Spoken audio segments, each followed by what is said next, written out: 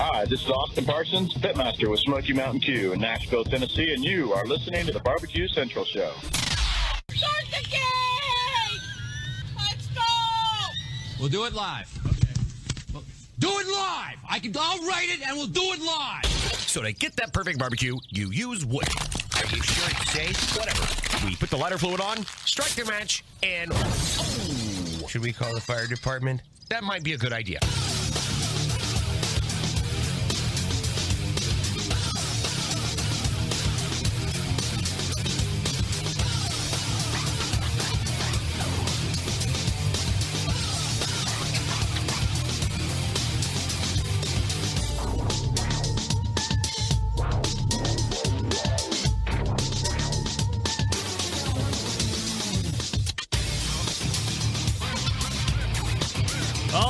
Good evening and welcome to the really big BBQ Central Show.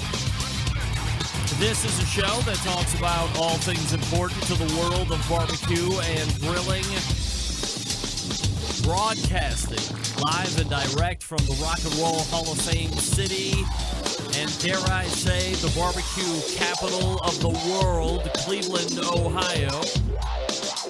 I am your program host, Greg Rempe. Happy to have you. If you want to jump in on the show this evening, few of you do. Some of you do. Hear it again, but few of you do. Here's your 2 bits of contact info. You can get in touch with the show by calling 216-220-0966. Email Greg at the BBQCentralShow.com. On the Twitter and Instagrams at BBQ Central Show. Everything else you want to find out about the show can be found at the main website, thebbqcentralshow.com. And here's what's happening. Coming up in about 12 minutes from now, it's been, I don't know if it's been a year and a half, maybe 2 years since we've had him on. Last time we had him on, he was winning contests. The first time we had him on the show, and I don't want to misspeak, and we may or may not fact-check that as we move along here through the minutes of the show this evening, but I believe it was a win at the San Antonio BBQ Cook-Off, and this past weekend, there was a new rendition of the San Antonio BBQ Cook-Off, and the guy that I will be interviewing at 14 past the hour happens to be now a two-time winner of the San Antonio Livestock and Rodeo or whatever it is. There is a barbecue competition. That's why we're talking about it. Friend of show, CJ, Clarence Joseph from Mama and Papa Joe's Barbecue, returns back into the interview portions, and we will talk to Clarence about the big win, what it's like to be now a two-time champion of what is a rapidly growing contest out there in the San Antonio region of the country and state of Texas. What do you win when you win a contest that has damn near 300 teams? All the good stuff. CJ coming back to the show. Looking forward to catching up with him. Then 35 past the hour will be his first time in a new recurring role here in 2020. The preeminent live fire journalist covering the industry, Derrick Riches from DerrickRiches.com.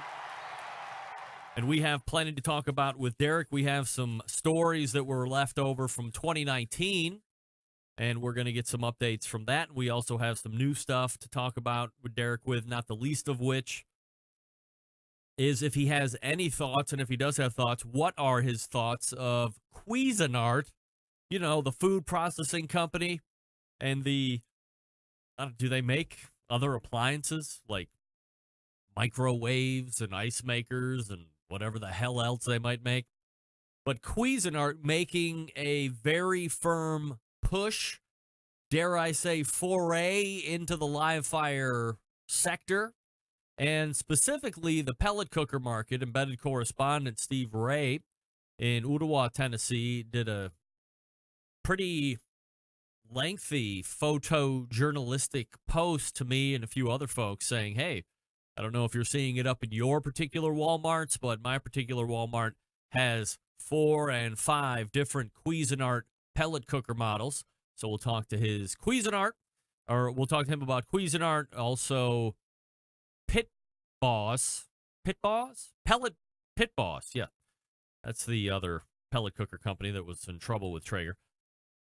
They also have a couple brand new units coming out. I believe it falls something within a platinum realm, and there's 2 different cookers as far as that's concerned. So as we had talked about going out of 2019, I mean, we've known about pellet cookers. If you're a fan of the show, we've talked about pellet cookers for, well over a decade. But now they're really starting to show up in retail locations, both big and small, and they are amongst the lexicon of the average Joe and Jane barbecue or live fire enthusiast, growing live fire enthusiast. So that's great. And then we'll go to the second hour after we finish up with Derrick, and it is the 4th Tuesday of the month. So, of course, we will be firing up another edition of the Embedded Correspondents segments. The aforementioned Steve Ray from Ottawa, Tennessee, the longest-running correspondent. Doug Scheiding from Texas. John Solberg from Michigan. And filling in this month is Stover Harger III from PDX. So very excited to talk to those guys. Does PDX Seattle? He's from Portland, so if I gave out the wrong airport identifier, I apologize. Portland. So looking forward to having Stover sit in. He's always got a unique take on stuff. Let me just bring you up to speed as far as topics are concerned. If you have any questions of your own you would like us to throw around with each other to get ideas on, please rifle those into the email, greg@thebbqcentralshow.com. But we will also be covering steak to a healthy degree, amongst some other things. So PDX is right. Okay, I had it right. PDX is important. So we'll be talking a lot of steak, amongst other things. Steak roundtable for sure. And then reactions to our particular methods, cuts, preps, how we're cooking, all the good stuff. And there you have it. Is that enough? Is that good for 120 minutes? Good enough for me? Should be good enough for you. You want to jump in? Let's hear it. 216-220-0966. greg@thebbqcentralshow.com. If you're not following me socially, please do so. At BBQ Central Show on Instagram and Twitter /BBQ Central Show on Facebook, which there also happens to be a live feed on Facebook as well. And let me start here this week, and it has to do with the podcast side of things, and specifically the best moments of the BBQ Central Show in 10 minutes or less show that is released on Fridays. And I've been getting an increasingly large number of emails saying that while the Wednesday and Thursday releases are filling up the feed without issue, the Friday Best Moments show is not. Andrew, you are not the fire. Is not showing up in the feed. It is specific to Apple Podcast users. So if you have an Android device like me, you can tune out at this point because you're probably not been affected. However, for those of you on the iOS platform, you want to pay specific attention because if this hasn't happened to you yet, it might. First, the best of show is always preloaded and scheduled to be released into the feed at 1 a.m. every Friday morning, so it's there for you as you're getting up and getting ready for the day. Whether you're driving, whether you're flying, whatever it is, I try and get it in right as the new day turns.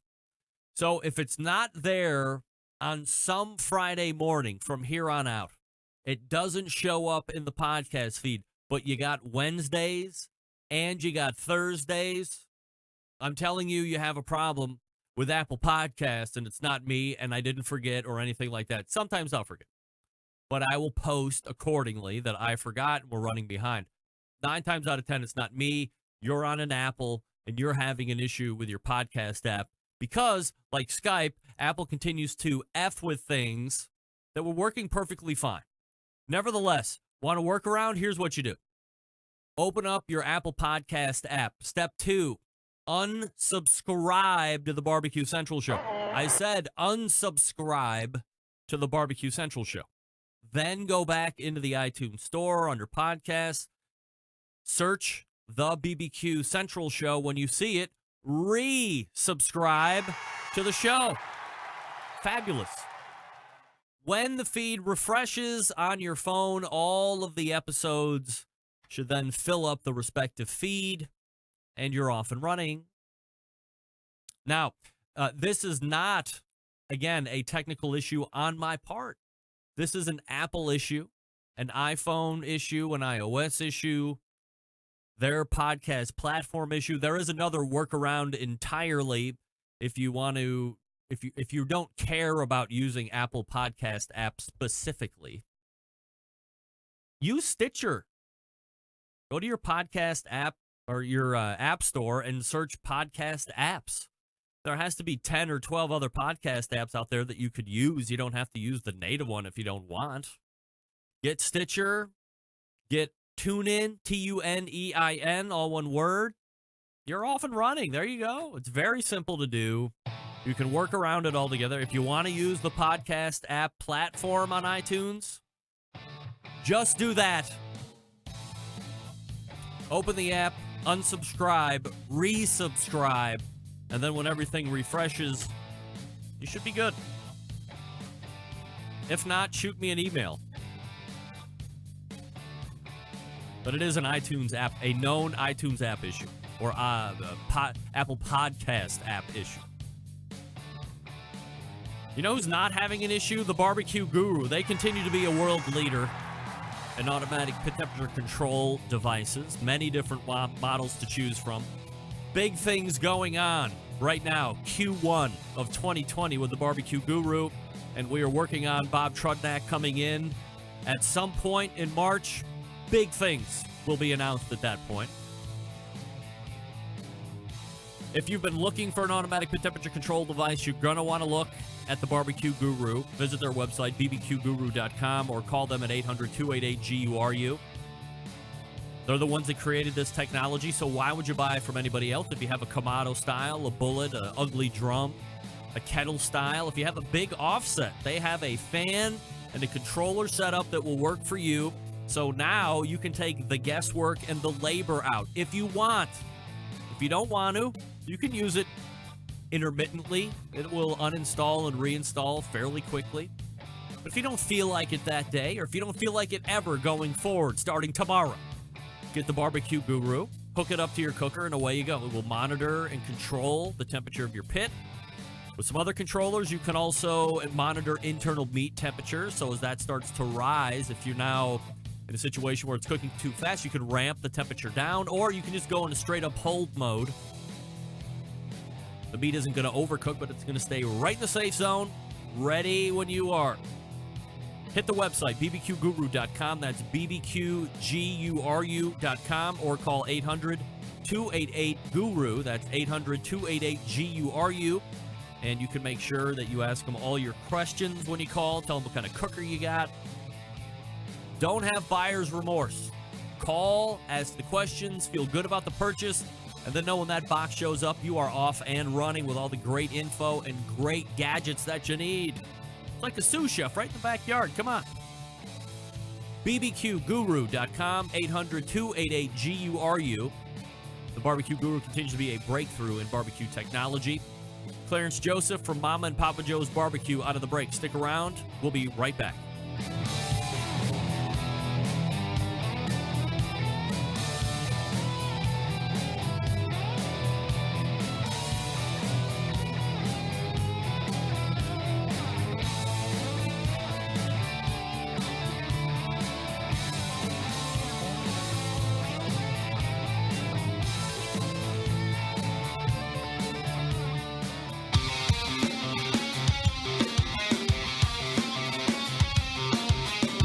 Broadcasting live from the BBQ Central Show studios in Cleveland, Ohio. You're listening to the BBQ Central Show. Once again, here's your host, Greg Rempe. And this portion of the show being brought to you by Butcher's Barbecue, makers of award-winning injections, marinades, rubs, seasonings, barbecue sauces, grilling oils. All of Butcher Barbecue products tested on the circuit as well as backyards worldwide. Be the pitmaster of your neighborhood. Visit butcherbbq.com to stock up now. Always, I say it, always trust your butcher. One of the biggest Texas barbecue events each year in the San Antonio Rodeo and Barbecue Cook-Off. That's right, my next guest has now taken the crown for a second time. Here to recap the weekend and the win is the Pitmaster of Mama and Papa Joe's Barbecue. We race to the hotline and welcome back friend of the show, Clarence Joseph. Hey, Clarence. Greg, what's going on, bud? How's the new year treating you? I am doing absolutely fabulous, Clarence. Happy New Year to you and yours as well. And, man, if winning the San Antonio barbecue cook-off once isn't enough, how about we just double up and win that bitch twice? That's what I say. So you have read my mind, man. You have read my mind. You know, it's mind-blowing thinking that you'd win this once. So can you imagine coming out and winning it the second time is just absolutely unfathomable, man. I cannot think about it. It's just starting to set in, actually. It is starting to set in today. Clarence, for the folks that maybe aren't as intimately familiar with the San Antonio setup, can you give us a little high level of the event itself and what the weekend's like, and then we can start digging into the actual competition? Oh, absolutely. First of all, I've been cooking this event since 2013, and over the years, we've gradually seen it grow from a lot of corporate teams to now some serious cooks. So tonight or over the weekend, we had probably 75 to 100 of some of the best cooks in Texas. Large tents, a lot of parties going on. Very similar to the American Royale in terms of the parties, the corporate sponsorships, and so on. But, man, like everybody else, come Friday night, Saturday morning, the game faces are on because this cook-off is all about prestige. This cook-off is all about prestige. It's a serious feather in your cap. You know, if you're able to get a 10th place something in one of the categories, and to be able to win it a second time is just man, I couldn't even imagine it. Is San Antonio approaching the likes of what a Houston would be, or are they still fairly different planets? One of the biggest differences is the fact that San Antonio is sanctioned. You know, it's the rules we play by on any given weekend. Houston is slowly moving toward that. I think Houston may have more corporate teams, so to speak, more corporate spots, as opposed to serious cooks. A lot of the teams in Houston are hired hands, whereas most of the teams in San Antonio tend to be the cooks that cook weekend in and weekend out. Do you like that? I mean, I'm sorry to interrupt, Clarence, but, I agree. There seems to be in Houston a lot of hired guns that come in. I mean, the guy that I'm having in the second hour, who's a monthly guest, Doug Scheiding, has been a hired gun any number of times in the Houston rodeo. He's also a champion out there. Do you like that? Do you like that setup where you can bring in hired guns, or would you rather it go to have it like a San Antonio where the guys that are pitmastering their own teams are the guys that are actually doing the cooking? I don't think I've got an opinion on it one way or the other. I've never thought about it. Mm-hmm. It's one of those things where if I'm going to cook it, I could care less who's there. I could care less who is there. It's all about me. That's my attitude when I walk into a competition. So, and at any competition, I really want the best of the best there. So if you're a team and you feel you need to bring in some additional help, a ringer, so to speak, hey, you're more than welcome. Let's do it. If I recall, last time you won this event, you were cooking on a gator pit, but this time I understand you might be using a Jambo. So when did you make the switch, and why did you make the switch? It's a year ago, and I made the switch only because personally I felt that my gator had lost a little sex appeal. I didn't get that warm buzz. I didn't get that juiciness with looking at it. So I just felt it was a time for change, to bring a little excitement back in the game. And over the years, I've seen enough Jambos do their things. I've talked to enough Jambo owners, and I realized, okay, that was the next pit that we were going to purchase. And man, it's taken me a good solid year. It's taken me a good solid year. My ribs transferred almost immediately from Gator to Jambo, but brisket was a little slow coming along, and I think I'm where I want to be right now. I'm hoping I'm where I want to be right now.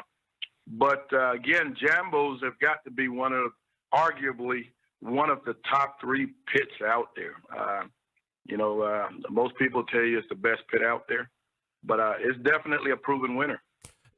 Are you still seeing in the Texas area, by and large, more offset pits, or are people going more and more to pellet cookers or some other assisted device? I mean, by far, offsets are still the pits of the day. We're still seeing 1 or 2 at every event. We're still seeing the pellets at every event, and I enjoy seeing them. I think they're here to stay. And for those of us who are more interested in fire management, we're going to continue to cook on our stick burners.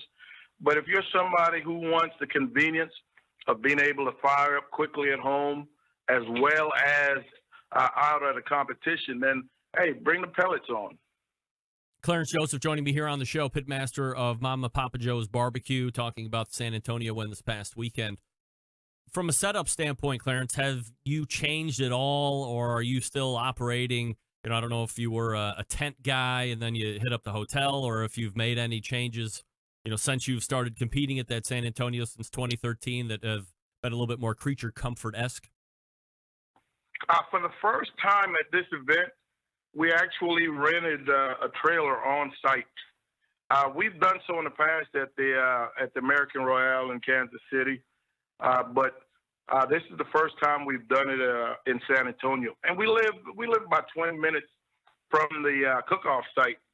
But this year, we really felt that we wanted to get the full flavor of that out there.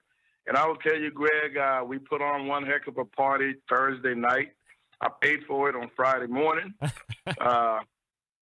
But, not having to drive really gave me that opportunity, gave me that freedom. And we had a great time. And the same thing went on for Saturday night. We really celebrated. So I think from here on out, we'll definitely have a trailer. But any place else, I'm still going to be your pop-up tent ranger. Not ready yet for an RV. It's coming, but just not ready just yet. So when we look at San Antonio from a team's perspective, 270 or so teams. So, it's funny because you look at Texas and you see what their natural enrollment is or natural amount of entries at teams. And routinely you're seeing into the hundreds, sometimes 200s routinely, depending on what kind of a contest it is and how long it's been around. Whereas you look at some other sanctioning bodies, and if they pulled 75 teams, that would be kind of a big contest at this point. So 270 is a lot of teams for sure. 5th in ribs, so that's a good, hell of a good finish out of 270 teams. How did you feel personally about the ribs? The wife and I absolutely loved them. We knew our chicken was weak. I lost control of my bird on the tail end, and the temp got away from me. We cut into the half that we kept, and we felt that things were a little drier than we liked. And with the amount of teams there, this is an event where you can't afford to have any type of missteps. You can't be weak in any particular area, or you're going to pay for it. But we sliced in the ribs and absolutely loved them. And you've got a good rack, man, when you're able to take 9 bones from one rack. And we're able to do that this weekend. So that definitely worked out. Are you typically smoking or cooking a certain amount of ribs? Will you work 3 and 4 different racks to get your turn-ins, or not that much? A lot of people do 3 racks, Greg. We've settled on 2 racks. When I first started cooking years ago, I used to do 3 racks, and I found that more often than not, one of the racks went unsliced. So in the interest of saving a couple of dollars here and there, I just backed it down to 2 racks. And and usually I'm 9 times out of 10, the racks of ribs, the 2 racks that I'm cooking are a 10 on a scale of 1 to 10. So if I'm not able to get 9 bones out of 2 racks, out of those 2 racks, I don't think I'll be able to get 9 bones out of 3 racks. Do you have a specific brand that you're using right now that you think's working? I've never been married to any one brand of ribs or meat. Now, if there's any sponsor out there that wants to throw me a little something, then that we can easily make that happen. But but I tend to look at some specs. You know, if they meet my idea of thickness, marbling, and I'm not even that concerned with straight bones.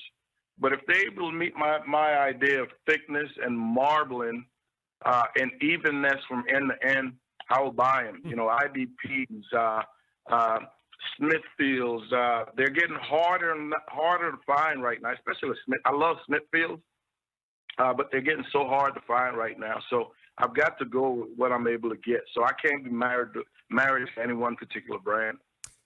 Clarence Joseph talking about the barbecue competition this weekend in San Antonio that he just happened to win for the 2nd time. First place brisket. You said the chicken was a little bit on the schneid, but looked like the brisket was on point. Everything good in your estimation as you're getting ready to turn in, or that would surprise you a little bit? Wow.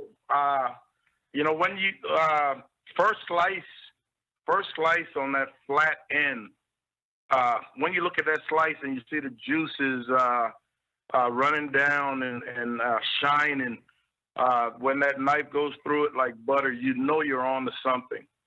You know, and the wife and I said this is the top 10 brisket. You know, I think any one cook would be crazy to say, man, this is the first place brisket.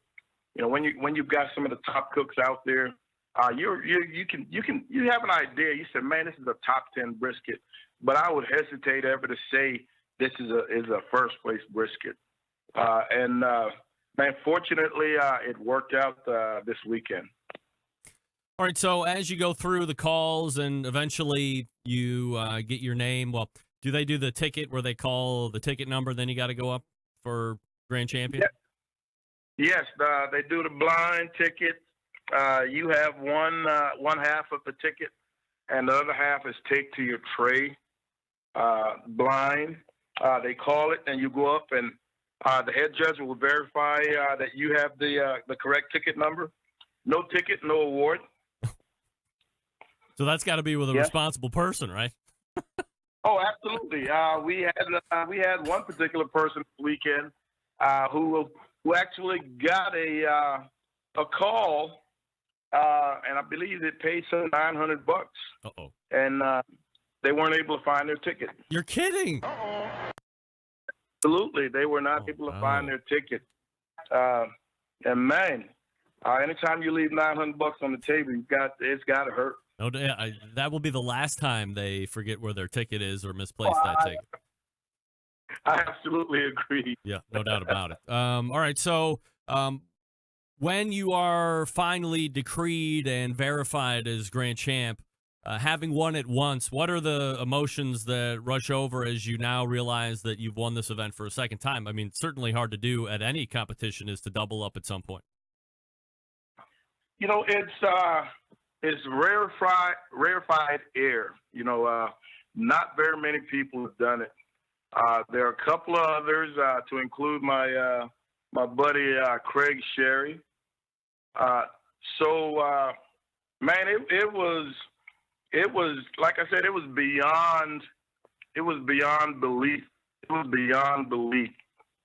You know, once we had that 5th place call, and the thing is, we've got a streak we've got a streak from 2013 of at least one walk at that event. Wow. You know, since 2013. There are teams that have been cooking this event for 15 plus years and haven't gotten a walk yet.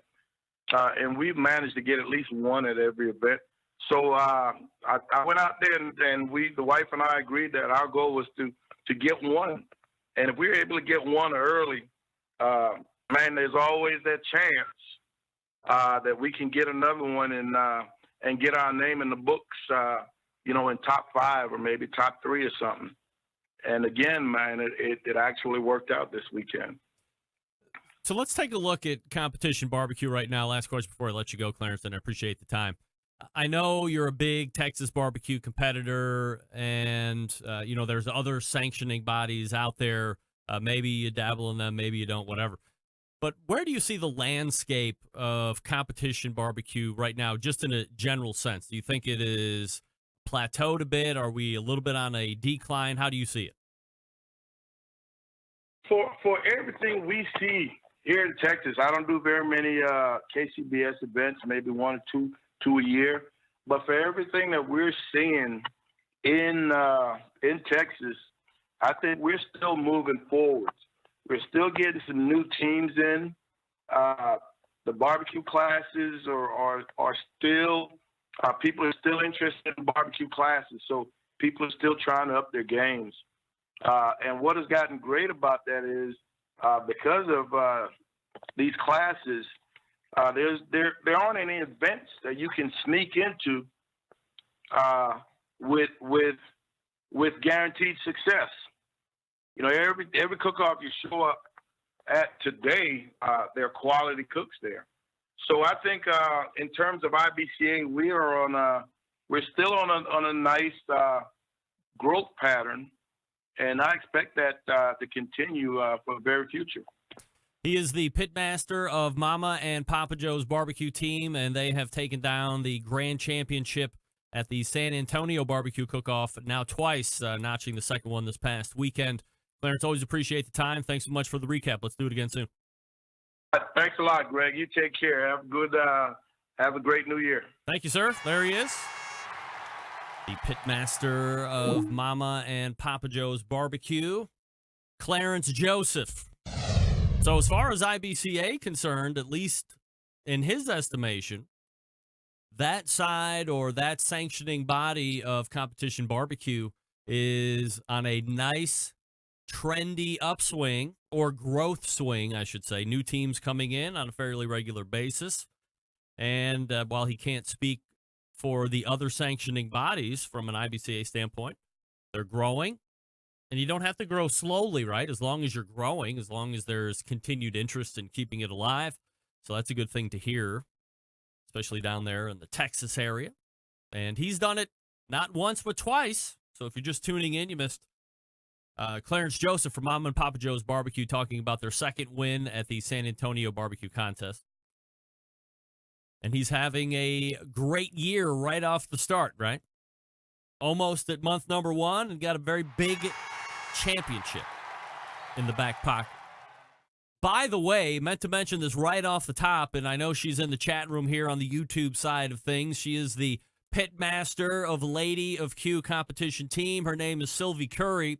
And everybody here at the show, and I'm going to speak for everybody, gives her a hearty congratulations as this past weekend she was inducted into the California Barbecue Association's Hall of Fame. Sylvie, at least one of us is getting into some type of Hall of Fame, and you deserve it. I just talk a lot of shit about it. But nobody more deserving than Sylvie, bringing up the barbecue game out there in the California area and across the country. She's not just sitting around on her laurels, not traveling outside of the great state of California. It's a large state, by the way, from top to bottom.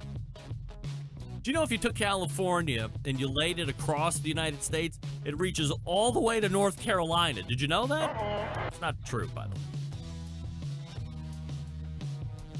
All right, let me talk to you quickly about Big Poppa Smokers, the one-stop online shop for all things barbecue. Their curated selection of only the best outdoor cooking and grilling supplies get you on the path to better barbecue results in no time. They have 13 perfectly balanced flavors, that being of the seasonings and rubs. So try them. They're impressing judges. They're impressing family. They're impressing friends.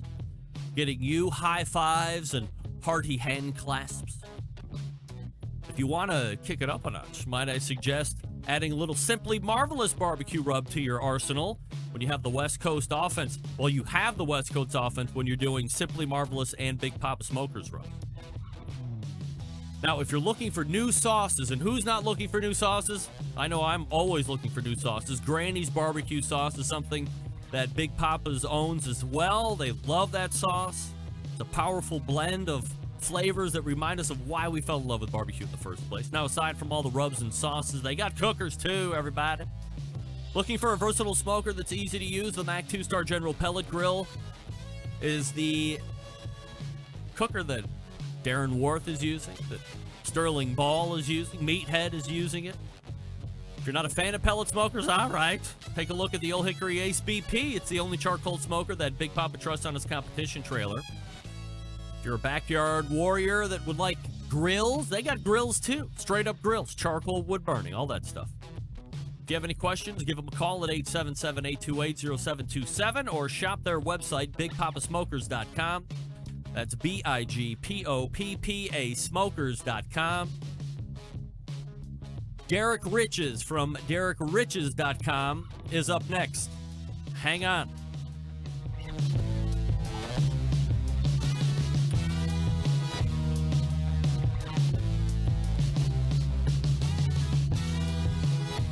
Continuing to produce incredibly mediocre content in an exceptionally professional way. You're listening and watching the BBQ Central Show. Once again, here's your host, Greg Rempe. Welcome back. This portion of the show being brought to you by CookinPellets.com, your number one source for quality wood pellets for all of your pellet-driven cookers. Visit CookinPellets.com for more information or to purchase. You can also visit Amazon.com to purchase as well. Just know that if you have any type of pellet-driven cooker, you want to go to CookinPellets.com to fire those up. All right? All right. Hey, it's the fourth Tuesday of the month, and this is my newest recurring guest. He showed up a few times as we closed out 2019, but assuming his closer role at the bottom of the first hour and recurring at that. He also happens to be a BBQ Central Show guest Hall of Famer, and you can check him on his website, DerrickRiches.com. We race to the hotline and welcome back friend of the show, Derrick Riches. Hey, Derrick. Hey, Greg. How you doing? I'm absolutely fabulous, and we got a lot of cool stuff to talk about this evening. So let's go ahead and jump right into it. A few stories, let's say the loose ends that were traveling in from 2019 here into 2020. So let's go ahead and kind of put a bow on these if we can. If they're still outstanding, just we'll mark it down and follow up with them again next month. The first one is the Masterbuilt Gravity Series 560 cooker.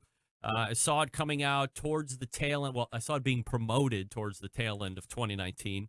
And I think we had talked about it a little bit, and it had a unique spin to it. It was a gravity-fed cooker, which anybody within the industry has seen a gravity-style cooker where coal chute is on one side, and you start burning it from the bottom, and then it just kind of burns down into itself. This separated itself because it almost had a pellet cooker feel to it because there was a fan, and you could set a temperature and all this stuff. So what do we know from a new age standpoint on this Masterbuilt Gravity cooker? Well, now that it's out in use and, people had a chance to try it out and I've gone over it, it works largely as promised. But there's kind of a caveat to that. All right. And that is that it's designed to use any type of charcoal.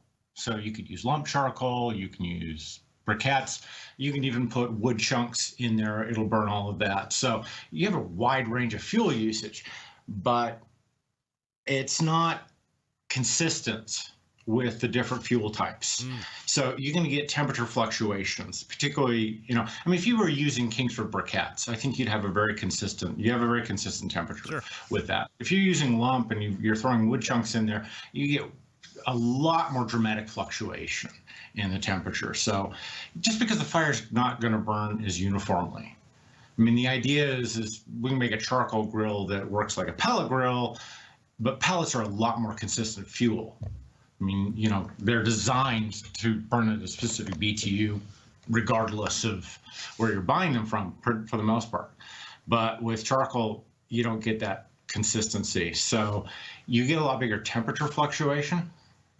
Do you have a danger? Temperature fluctuations, I'm a little indifferent about. When I'm using my offset pit, I know that I'm going to be, let's call it cooking on the curve, if you will. So is there a danger with the Masterbuilt that the fire could go out, or are you just dealing with, I mean, the fire stays lit and going, you're just dealing with swings of temperature alone?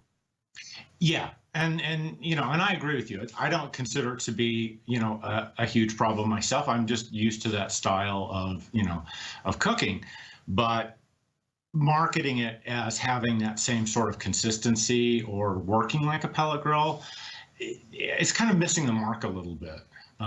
You know, pellet grills have given people this weird illusion of precision. It isn't necessary for barbecue. You know, I mean, it's not that big of a deal. So I think some people might be a little disappointed on that end, but, you know, other than that, it works kind of as promised. It's still a Masterbuilt, though. I mean, there's some lightweightness to it in some places. You know, I mean, they made their money on a lot of these little box electric smokers and stuff, and they work well, but, you know, they're not like heavy duty products. What about like from a flavor standpoint? Do you find that you have a more robust flavor using this compared to a pellet cooker? I find the flavor to be a little bit different. I mean, because I think there's a big flavor difference between pellet and charcoal. And I find that this pulls more to what I find, you know, what is for me more kind of a more authentic smoke flavor in a way than with pellet. I like charcoal flavor. Pellet's good. Charcoal for me is better, but that's my bias. And, you know, I mean, I learned to cook without pellet grills for a long time, so that's where, you know, my flavor profile kind of falls. So I like the flavor, and I also like the fact that you can throw in big chunks of whatever kind of wood you want into it, and it's just going to combust those, and you can get that kind of extra smoke production going on. All right, so like MSRP is somewhere in the $550 range or so? Yeah. Worth the money? I don't know that I would pay it for that, but, you know, that's me. There's so many other options, and I don't feel like I need an app for my cooking equipment. So there's a lot of that to it. If you want that, I think it's a pretty good value. It's certainly comparable with lower end pellet grills, so price wise. All right, Derrick Riches joining us here on the show, DerrickRiches.com, if you want to check him out or you haven't checked him out. One of the other stories carrying over is the Traeger versus Danson's lawsuit, which ended up settling. Do we know any gooey details that we can reveal here, or should we just assume that there was some type of agreement made and maybe Danson's has to pay Traeger some small fee for everything that they make now for some indiscriminate period of time, or what? Well, you know, I've looked into this as far as the settlement goes, and there seems to be a story claiming that Danson's and Traeger has settled. Traeger Corporation has settled with Traeger family. And so Joe Traeger's off the hook. But as far as the settlement with Danson's goes, I'm getting kind of an inconsistent story on that, because Traeger kind of expanded that lawsuit. They didn't just, you know, it's like, it wasn't just, oh, you're using our trademark and we want you to stop doing that.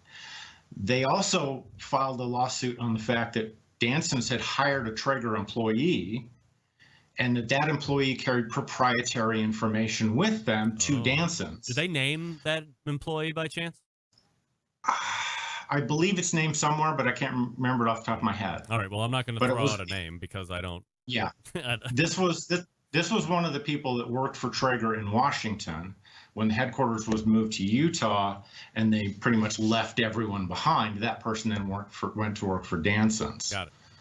So now they're charging that there was a carryover of proprietary information, and they're insinuating industrial espionage. Wow, I don't think Traeger wants to. I think Traeger feels that if they can take down Danson's, why not? Right, it's elimination of a competitor to a certain degree. Yeah, why not? Yeah, they're doing pretty good. I mean, is it Pit Boss?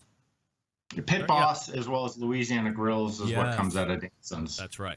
And Pit Boss has been very popular and very successful. I mean, they've made the claim that their business increased threefold last year. I don't know that I believe that, but Danson's does make some outrageous claims sometimes. Do you have any idea where this might settle up then, or we'll just wait and see? Yeah, I think we have to wait and see. If this is going to run its course, the court filings aren't even expected to be finished until the end of the year. I mean, the discovery phase runs through September. Depositions are going to run through December. If it does actually go the whole way, and Danson's made claims that they're completely in the right and they're going to go all the way with it, then it could be next year before anything got finalized. But then again, it could just settle out. Absolutely. Derrick Riches joining us here on the show.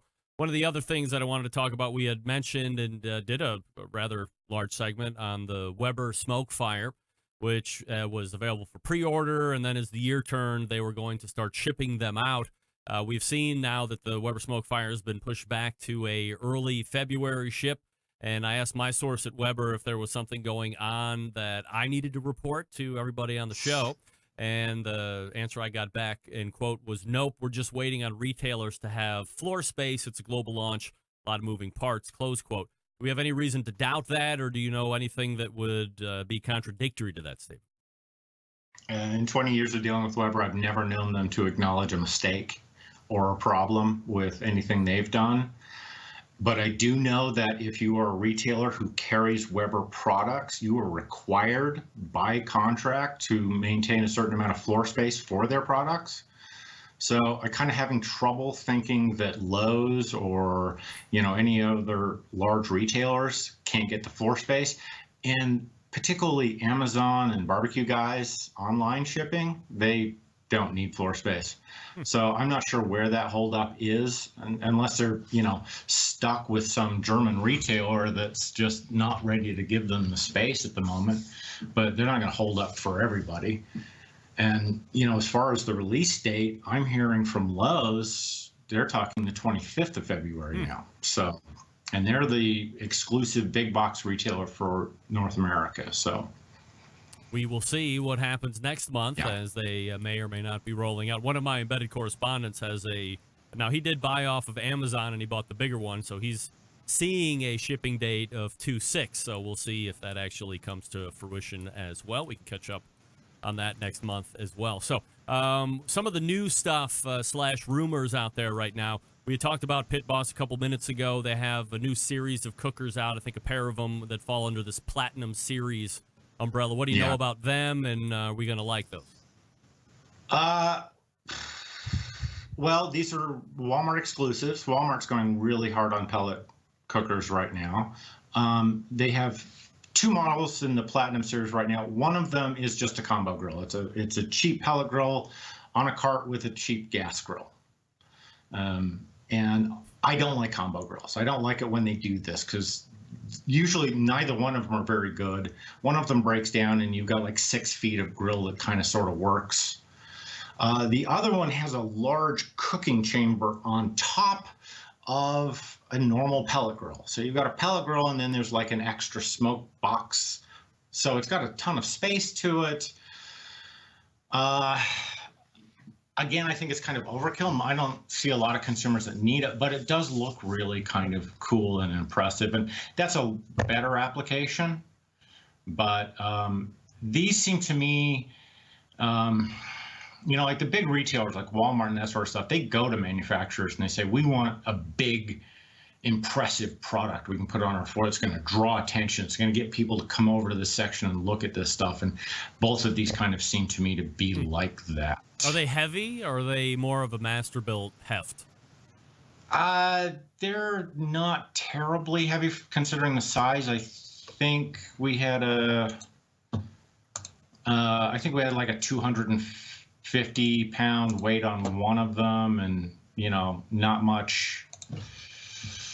So they're not high quality products. All right, they're pretty lightweight. Will you be getting the combo any of those? unit that's got? Am I getting any? Yeah. No. Not that I'm aware of. All right. I haven't heard from them. I'm not that interested. The one that's the gas grill unit on the combo unit, I've looked at the gas grill. I think I can bend the burners in half with my hands. Oh, wow. Well, you're a pretty strong guy, Derrick. I mean, let's not play that down. I'm not as young as I used to be. Yeah, I hear that as I'm dealing with the back issue. One of the other questions that I wanted to ask you about was a name that typically you're not associating with live fire, but that's Cuisinart, making a big push through Walmart as well to get into the pellet cooker market. I think maybe 4 or 5 different units, the last tally from my embedded correspondent in Tennessee. Any thoughts on Cuisinart coming into this marketplace? Well, first of all, the Cuisinart Outdoor Products Division, which has been making gas grills and been making, they have a flat top grill that came out with last year. That isn't actually part of Cuisinart. Oh. It's kind of a separate thing. It's got the Cuisinart name on it, and there's a little Cuisinart oversight, but Cuisinart itself doesn't really lay claim to it. So there's some separation there. And as far as the pellet grills they've got, I mean, I've looked at like 4 of them.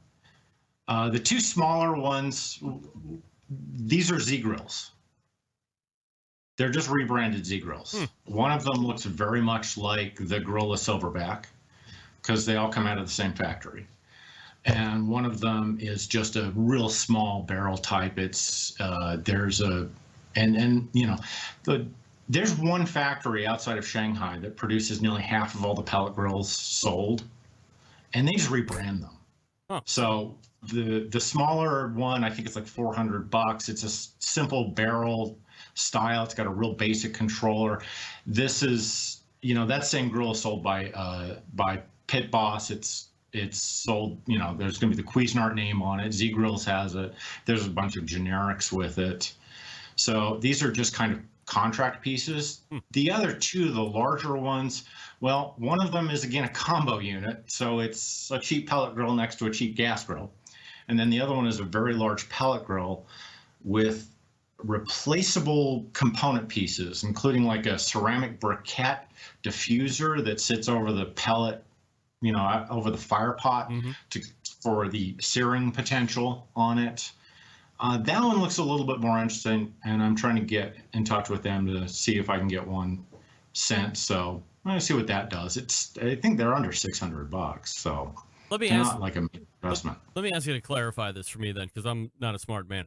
Are you saying that if I was interested in starting a line of cookers, I could approach this manufacturer out just east of Shanghai or north or whatever the hell it is, and say, I want to also buy that grill that everybody else is making? Or am I allowed to say, I want this particular style of Z grill, but because it's a BBQ Central grill, I want the gauge of metal to be ultra thin, and I want the wheels to be really big, and I want a pellet hopper to have something like this? So you're working off a base spec, and then you can make changes? Or are they literally the same grill, and some people are just selling them for less and some are selling for more? They're customizable. I mean, there is like I said, there's a Z grill and the Gorilla Silverback, identical bodies, but they have different component parts. So Gorilla puts their proprietary controller in it, and then they put like a stainless steel cooking grates on there, and they can ramp it up. But if you want, I'll put you in contact. We can get the BBQ Central pellet grill line up and running. I'll just take 10% of everything off the top. And, you can be pushing this. All right. I like that. I'm a big 10% guy. I like that. No doubt about it. Last question before I let you go, Derrick, and appreciate the time. Are we quickly going into a market where the El Cheapo gas grill, as we have come to know and love, is now quickly going to be followed by something akin to an El Cheapo pellet cooker? Are we racing to the bottom of the barrel already, you think? Yeah, we are, and we have been for a little while. I I saw a pellet grill in a local grocery store. It was a Z Grill, because they're kind of like the bottom end of absolutely everything, selling at $240. And pellet cooker. And it's pellet grill. Wow. Yeah, and I don't even know how you do that. I mean, that is so stripped down and so cheap to hit that kind of price point. It's just ridiculous. But yeah, the competition is so huge in the market, and with so many players coming in, it's already ruthless. But that price point is just going to keep dropping. And I think the thing that I'm concerned with, from that standpoint is, you go out and you buy a $300 pellet grill and it burns out in 3 months. Are you done with pellet cookers? Right. Are you is that it? You're just going, these things don't work, I don't want to buy one? Or are you going to come back and go, okay, I need to spend $1,000 to get a decent one? I think it could, we'll see how it goes, but there's too many companies in the market space right now, and I think it's going to have to bleed a few to kind of settle in place. And typically in business in general, the guys that are racing to the bottom are the ones that will eventually weed themselves out, some sooner than later. But do you think that the pellet cooker industry has missed a point in time where they could have commanded a market to a certain degree, where nobody could have, or nobody had to have dropped below a given threshold, but because business is business, somebody decided, one singular company decided to start racing down to the bottom, and then all of a sudden you have people following suit just to say they start moving iron and making sales. But gross revenue and profits are two different things altogether. What is it? It's a Traeger Pro 25 or Traeger Pro 22. They're most basic, small little unit. It used to be the little Tex unit. That's the best selling pellet grill in the world. And it's like, what is it? $600-700 bucks, $700 for that. Yeah. So, Traeger put this in motion when the patent expired. They shipped manufacturing to China and they cut prices because they knew the competition was going to be huge. And so, this really goes back to like 2006. But they're pushing for, they're trying to go into the market. They're trying to get into the gas grillers. They're saying, hey, you know what? Don't buy a gas grill, buy a pellet grill. Well, you can buy a gas grill for $140, $150. Yeah. So why are you spending $800 on a pellet grill? That's a hard sell. But if you can get them down to $300, you might convince those people that we're just going to buy a cheap gas grill to buy the cheap pellet grill. But that just means a lot of really cheap pellet grills out there. No doubt. He is Derrick Riches. You can find him at DerrickRiches.com, but more importantly, you can find him right here on the BBQ Central Show, the fourth Tuesday of every month in 2020. Derrick, great first time out. Appreciate it, and we will talk to you again in February. Yeah, see you in a month. All right, there he is, Derrick Riches. Right there from DerrickRiches.com. If you haven't read any of his stuff, go right to that website. Always looking to break some news and bring some new insight, which I certainly appreciate. Very cool. And great to have Derrick back on board. I don't remember if I went through the story of, this is Derrick's second round with the show years and years and years ago when the show was first starting as a live entity he was on. And then we had a brief estrangement. That might be a little bit of a harsh word, estrangement, but just for the show. And then we've been able to come back together again. So Derrick is, again, one of the most respected industry journalists that we have in the live fire segment. So he's very important to a real string of journalism going down. And Derrick pulls no punches. I don't know if you were able to figure that out while we were talking about Cuisinart and Pit Boss and Master Built and all that stuff. But yeah, he's a welcomed addition here to the close of the first hour going forward. Love it. Again, his website is DerrickRiches.com. That's DerrickRiches.com. Hey, here's a quick follow-up from Phil Luswick. Subject line, Apple problem. Greg, that worked. Thanks. Phil, beer is involved. Good job, Phil. Sent from my iPhone XS. unsubscribe, resubscribe, and they will all fall in. And if it happens again, do the same steps again. Unsub, resub. Not unsub like unidentified subject like criminal mind. Never mind. We're back right after this for the second hour. Stick around.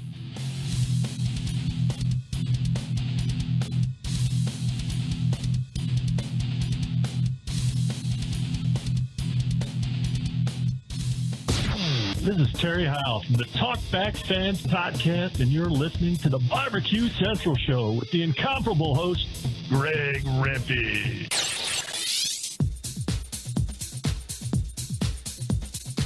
Happy to have you aboard here for the really big barbecue show. Boing. We cook because we have to, and we grill because we want to. Hit me! Fine, how's it going? You have a great show. I'm a big fan. Boing. So what seems to be the problem here? This man looks like he's dead, and he's in the crackle. Charbono! It's all about the Charbono, dude! Succulent fish, what? He ate 2 feet or wieners. Oh, listen, Lavernius, shut your face. I'm shaking like a dog shit peach seeds. We have top men working on it right now. Top men. And just like that, we are into the second hour. We thank Derrick Riches again for joining us last segment. By the way, if you have not visited the YouTube chat room, you might want to get over there because Derrick has settled in and is conversing with a few folks. Continuing to talk about the pellet cooker market and cheap grill market in general.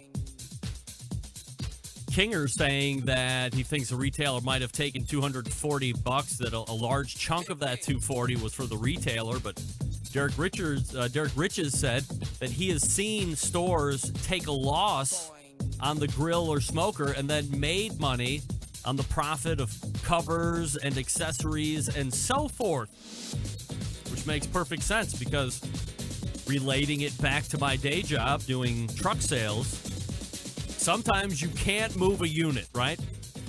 For whatever reason, you might have 5 trucks spec just like the one that isn't selling, but there's always one out of a group of 20. There's going to be one that is the boat anchor, and it's for no particular reason. Because no matter where you are in the country, if you're a decent dealer and you're putting in stock, you're putting in a spec that can meet 80% of whatever your customer base is around you. And the trade-off is you're going to get 80% of the truck that you want, and while it's 20% not the truck you want, you can get it now. You don't have to wait for the truck to get built. But every time out of those 20, there's the one boat anchor, and you take the loss on it, to move it the hell out. But you know in the end, where's the money made? It's not on truck sales. It's on parts and service. It's on grill covers and thermometers and accessories and charcoal and all that other stuff. So you take the loss on the unit at the front, but you make the money on everything else. And that makes total sense. Again, Derrick's website, derrickriches.com. This portion of the show being brought to you by Fireboard. Monitor up to 6 different temperatures simultaneously. Connect to Wi-Fi for cloud-based monitoring, or connect via Bluetooth. And if you have Alexa or the Google Assistant in your home, you're in luck because Fireboard fully integrated with both. I love mine. Fireboard.com is the place to go, or call 816-945-2232. That's 816-945-2232. The real Joey B weighing in on Instant Chat as I was making my comparison to ordering 20 trucks in stock. Don't order 20 trucks, order 19 trucks, everybody. Joey will be playing here all show. Be sure to tip your waitress. Of course, Joey, the same rationale would apply. You ordered 19 trucks for stock, and one of them is not going to sell for some reason. I mean, come on. All right, still to come on the show, the Embedded Correspondents, that's right. Steve Ray, Doug Scheiding, Stover, Harger III, and John Solberg. He's my Michigan guy. Don't forget, you can follow me socially at BBQ Central Show on Instagram, same on the Twitter and on TikTok /BBQ Central Show on Facebook. If you want to jump around and say hi. Facebook also has a live video feed, as does YouTube. Coming up on the best moments of the BBQ Central Show in 10 minutes or less this Friday, we go to episode 109, taking you back to the very end of January. That would be January 31st of 2012. You know, originally, this show, the BBQ Central Show, was born as an audio-only show. There was no video. For years, there was no video. And quite honestly, I would still rather have it be that type of show than to have to worry about video every week. But you people demanded video, and so I relented and added a video component, which I detest to the highest order. I do the show every Tuesday with video under protest, always. That being said, have you ever wondered who the first video guest was? I kind of mentioned it last week when she was on. And it happens to be our third Tuesday of the month regular guest and the creator of the Grill Girl website, Robin Lindars. That's right. About 8 years ago to the day, the video portion of the BBQ Central Show was born, and we talked about Super Bowl recipes. And just to make sure I don't get sued, we talked about soup or bowl recipes. That's right, soup or bowls and things that you could make for such a party. Is anybody even into that? I know it's this weekend, and I continue to forget that the Super Bowl is going to be on. Well, holy moly. Get your winners in. Everybody get down right here in the chat room. Who's going to win it? The Chiefs? How about them Chiefs? Or the 49ers? Man, 49ers. The starting running back for the San Francisco 49ers lives in Westlake, Ohio, which is just west of downtown Cleveland, believe it or not. As a matter of fact, he was cut by 6 teams, not 16s, 6 teams before he made it on the roster at San Francisco, and now he's a very dominant running back. Here's the fun fact. You know what one of those 6 teams were? The Cleveland Browns cut him. You suck. Get out, pal. He's going to be in the Super Bowl. Can we talk about charcoal pellets real quick? This is something that I'm seeing come up, and I had some of my embedded correspondents send me pictures of charcoal pellets in bags. And I became leery immediately. I've had conversations with some of the highest ranking members of the Pellet Society. That being Chris Becker at Cookin' Pellets and Candy Weaver of Barbecuer's Delight. Neither of them are currently stocking anything that is remotely close to a charcoal pellet. So when I saw the picture, I immediately copied it, sent it over to Chris Becker over at cookinpellets.com, and I said, hey, charcoal pellets, what do you want to tell me? And here's what he said, and I quote, hardly any charcoal in those. Remember, charcoal is a colorant. A little bit goes a long way. In my opinion, those look to be a lot of wood and very little charcoal. You can tell by all the white streaks in the pellets. You could not make a 100% charcoal pellet with good lump charcoal. You can make a crappy pellet with leftover briquettes due to the chemical binders they put in the stuff to make a briquette. Make sense? Smoke on, Chris the Pellet Guy, who owns cookinpellets.com. So as Traeger was getting sued earlier in the year by some guy who had claimed that he was tricked because the pellets that he were buying were actually more oak and alder basswood being soaked in flavoring oils, and he was tricked and hoodwinked and scammed and run amok and all this other stuff. He couldn't believe that someone had the audacity to sell him a pellet that wasn't 100% wood or whatever the hell it was he was buying on the package.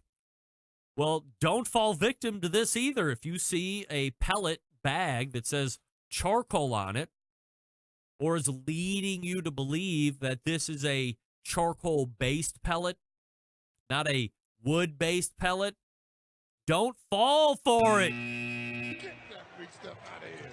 Remember, if it smells like shit and it tastes like shit, it is shit. Run away. Run away. Head for the hills. Know that if you see the white streaks in the pellet, come on. Wood. Mostly wood. It's like that barbecue rub that's got the activated charcoal in it, and you sprinkle it on meat or whatever. I mean, it's not real charcoal. It's activated charcoal. It's for color. So according to Chris from cookingpellets.com, caveat emptor on the charcoal pellets. Don't fall for it. That might be a trick. They might be hoping that you'll buy the bag thinking that these are charcoal pellets. And not only top of that, I think the other potential trickery of this whole thing is if you think you're buying a bag of charcoal pellets and your pellet cooker is running, let's say, at a top end of 450 degrees, at least in my mind, I would figure, oh, well, I have charcoal pellets now. If I put these in place of the wood pellets, now I might jump up to 600 degrees or 700 degrees. I might think that the overall temperature achievement of a charcoal pellet would be more than the wood pellet. Makes sense, right? Charcoal grills get hotter than pellet grills.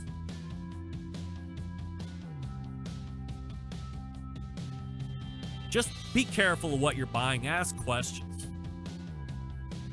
And if the fruitcake behind the counter can't sit there and tell you, yeah, that is real this or not real that, they don't know what they're talking about, don't take their advice. Go find somebody that knows what they're talking about. Ask to see a manager. Excuse me, manager, are these charcoal pellets made out of wood? Before we get to the embedded correspondence, I want to talk to you about Southside Market and Barbecue. Attention, folks in the business of barbecue. Everybody listening?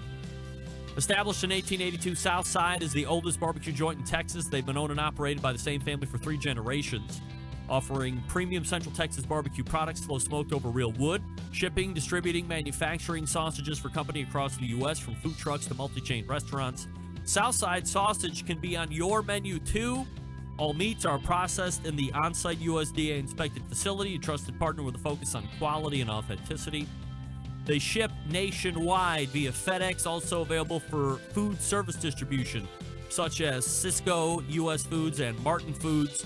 Co-packaging capable from research and development to package completion. They can follow your recipe or help you develop something brand new from scratch. Private label opportunities also available. You can visit SouthsideMarket.com for more information. By the way, if you're over at SouthsideMarket.com, you feel like ordering some stuff, I encourage you to do that. And then, to give you a little thank you for doing that at SouthsideMarket.com, as you're checking out and you get to the discount code field, use code BBQ Central, one word lowercase, BBQ CENTRAL, all one word lowercase. BBQ Central gets you 10% off your order tomorrow, the next day, the day after that, and ongoing. Not just the first time 10% discount, but a 10% every time you order. When you use code BBQ Central, go to SouthsideMarket.com to redeem. The embedded correspondents are up after this. Hang on.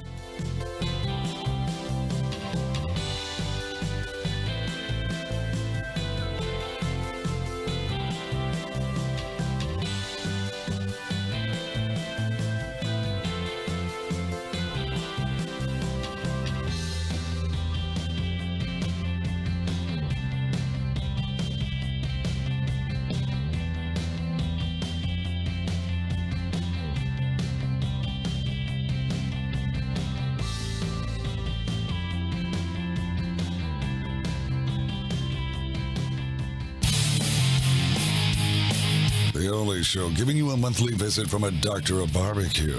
A man actually named Meathead. The author of a barbecue Bible, bloggers, reviewers, competitors, and manufacturers by the dozens. It's the BBQ Central Show. Once again, here's your host, Greg Rempe. And this portion of the show being brought to you by Smithfield. Don't sign up for the Committed Cooks program. It's sold out. You waited too long. See what you did? You waited too long. Well, that's all right. You can keep coming at it. You can do it. Go to smokingwithsmithfield.com. Maybe something opens up. Maybe you get a new whole invitation to do something else that you've never done before. The website is smokingwithsmithfield.com. That's all you need to know for now. Smokingwithsmithfield.com. It is the fourth Tuesday of the month. And do you know what that means? Well, hell yeah, you know what it means. It means we're racing to the hotline for the second hour Embedded Correspondents segment.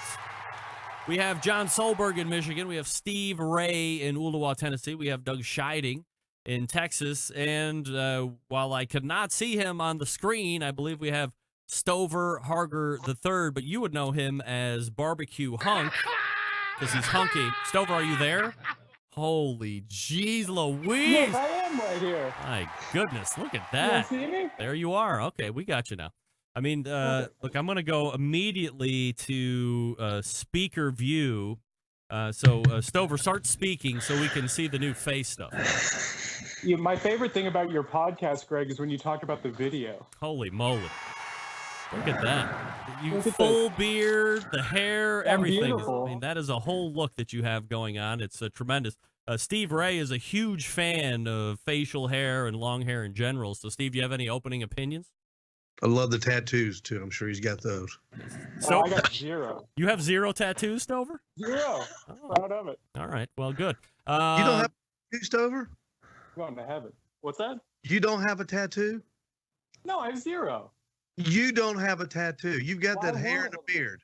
Now, and no Steve, don't start He's making assumptions just because somebody has a beard and long hair that they would also have corresponding tattoos. I mean, come on. Oh, he's a poser. I respected him until then. Oh, well. I'm a poser because I don't have tattoos. Stover, what's going on with your microphone? It sucks. Is it horrible? Yes, it sounds like you're really far away, like you're about ready to fade into that blossom tree behind you.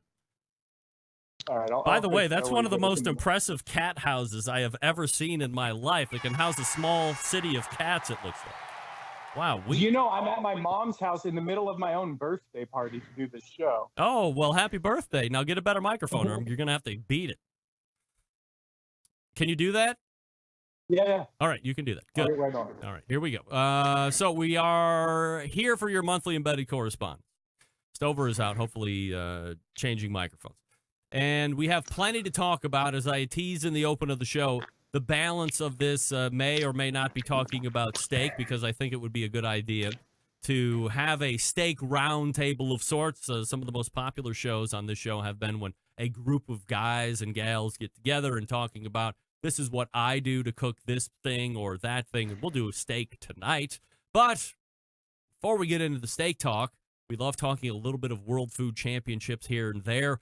And recently, the World Food Championships has announced a new category. Not familiar with what it is? Ladies and gentlemen, it's the ever-popular category of soup.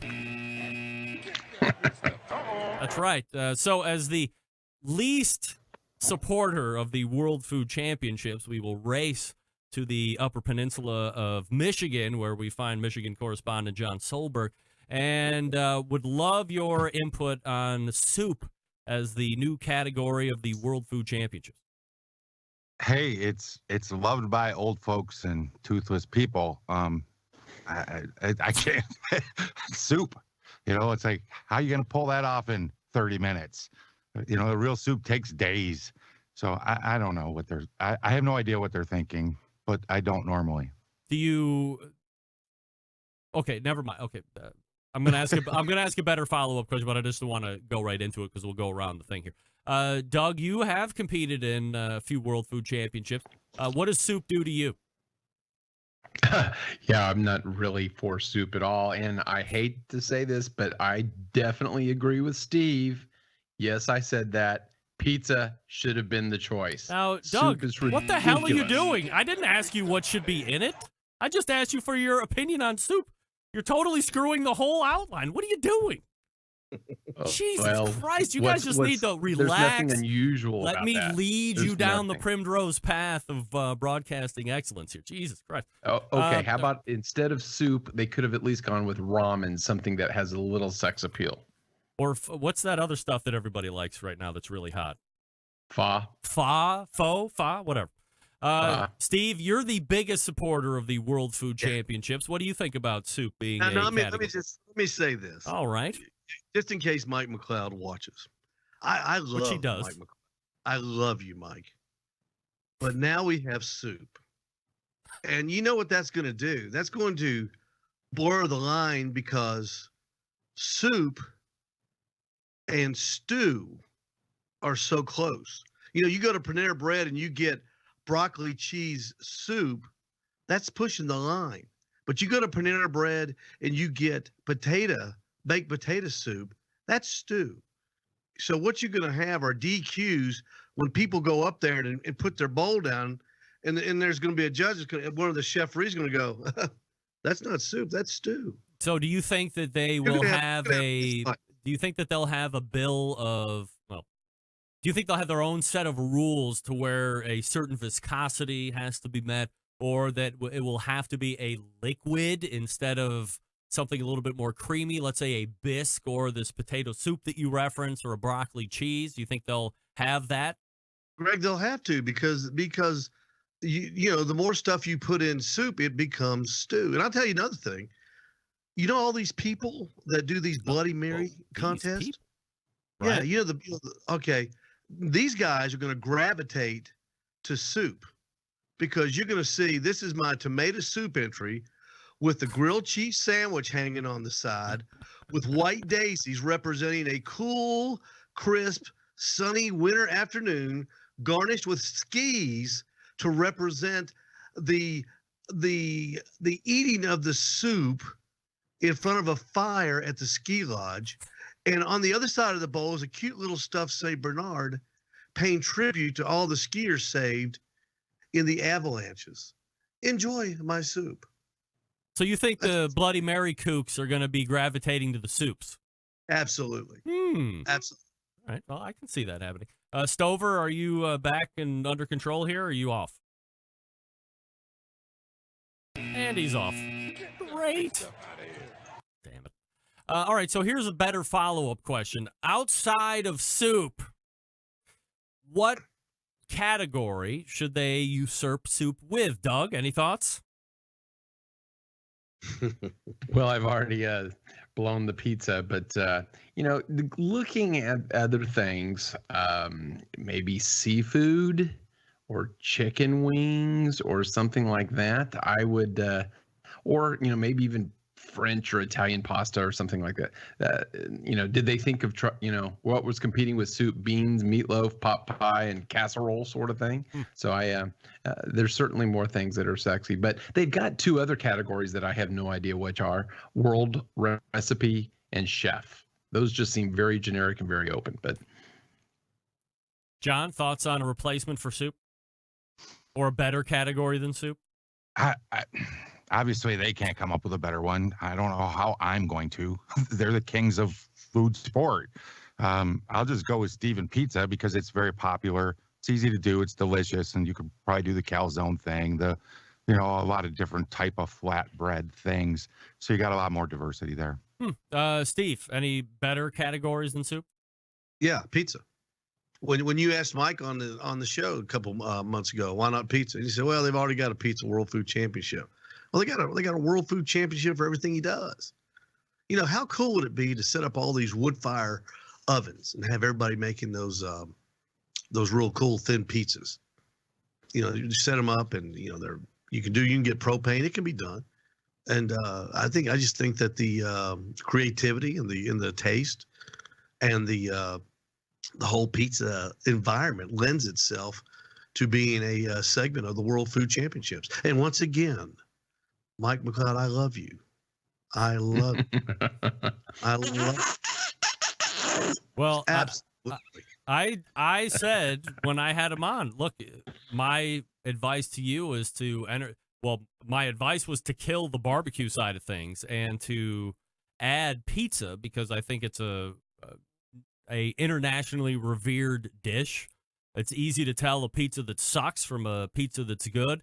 And I think once you get into the minutia, you can really start to section out, hey, this pizza was really good, but there was something about this one that was even better. Wait, there was something about that one, even though that was better than the other. This one's even better than this one. You can go through minutia lines to delineate what the best pizza is. So I think it's missing out there. That's just my 2 cents, but I agree with Doug and Steve on this one. That would probably be the best category to add.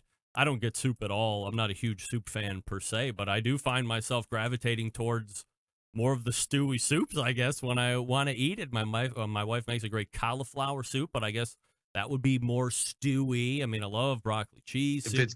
If it's got chunks, it's stew. Well, it's got chunks. There you go. So, I mean, what does that mean, Steve? So if I have shredded chicken in my chicken noodle soup, I mean, there's chunks in there. Is that not soup? Is that a chicken stew?